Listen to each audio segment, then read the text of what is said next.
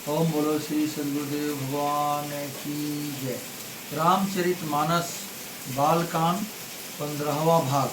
तो ये रामायण का भाग नहीं है, ये हम जो पढ़ रहे हैं वो भाग है। राम अनंत अनंत गुण अमित कथा विस्तार, सुनिया चार जुन मानी हहीं जिनके विमल विचार। श्री रामचंद्र जी अनंत हैं, उनके गुण भी अनंत है और उनकी कथाओं का विस्तार भी असीम है। अतएव जिनके विचार निर्मल हैं वे इस कथा को सुनकर आश्चर्य नहीं मानेंगे। यही विधि सब संशय करि दूरी, सिर धरि गुरपद पंकज धूरी। पुनि सब ही बिनवऊ कर जोरी, करत कथा जेहि लाग न खोरी।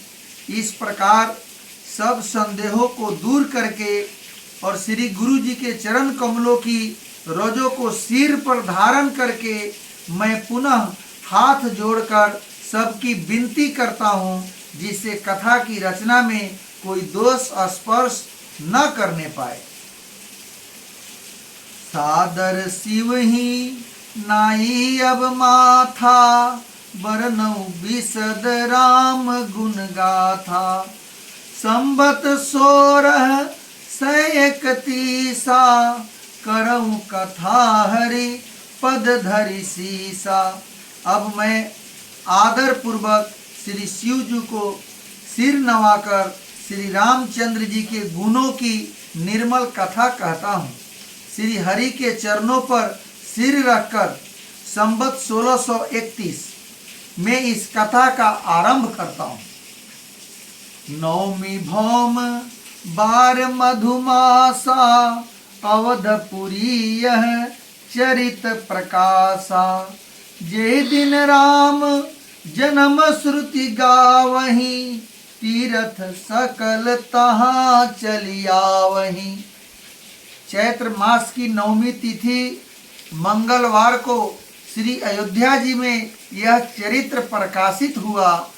जिस दिन श्री राम जी का जन्म होता है, वेद कहते हैं कि उस दिन सारे तीर्थ वहाँ श्री अयोध्या में चले आते हैं।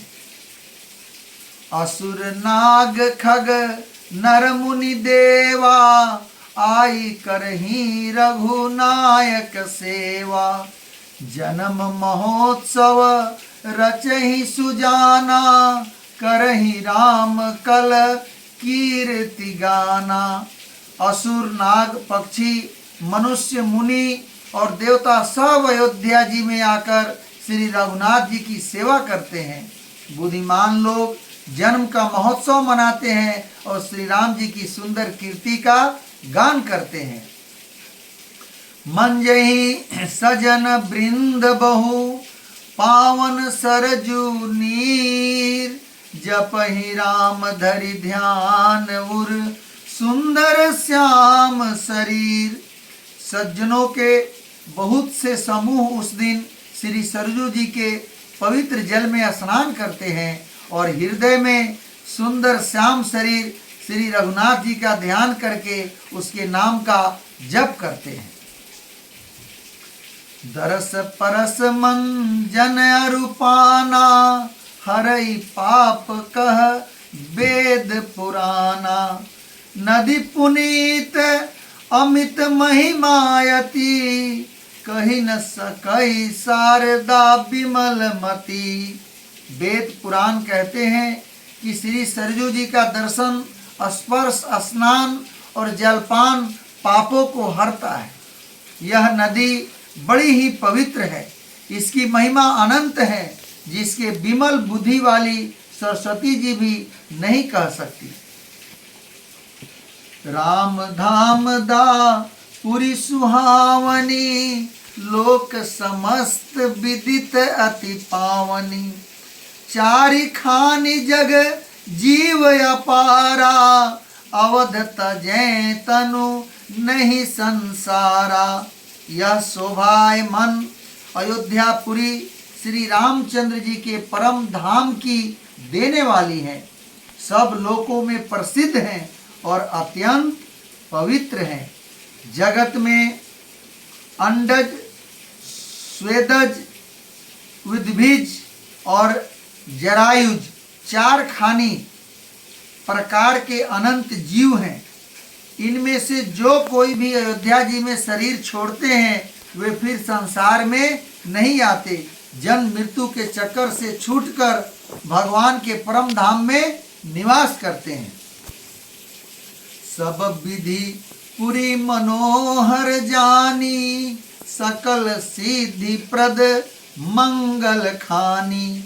विमल कथा कर किन्ने आरंभा, सुनत न साही काम मद दंभा।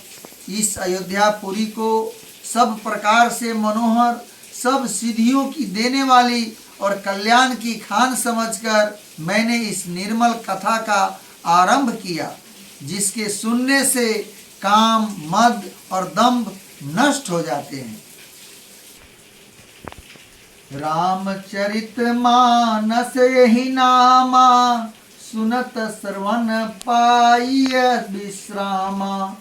मन करि विषय अनल बन जरई, होई सुखी जो यही सर परई।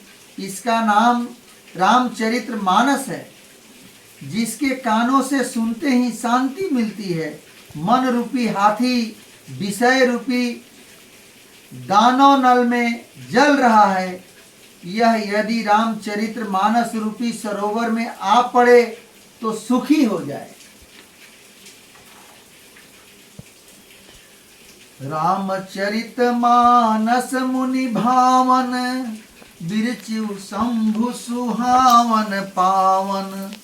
त्रिविध दोष दुख दारिद दावन, कलि कुचाली कुली कलुष नसावन। यह रामचरित्र मानस मुनियों का प्रिय है। इस सुहावने और पवित्र मानस की शिव जी ने रचना की।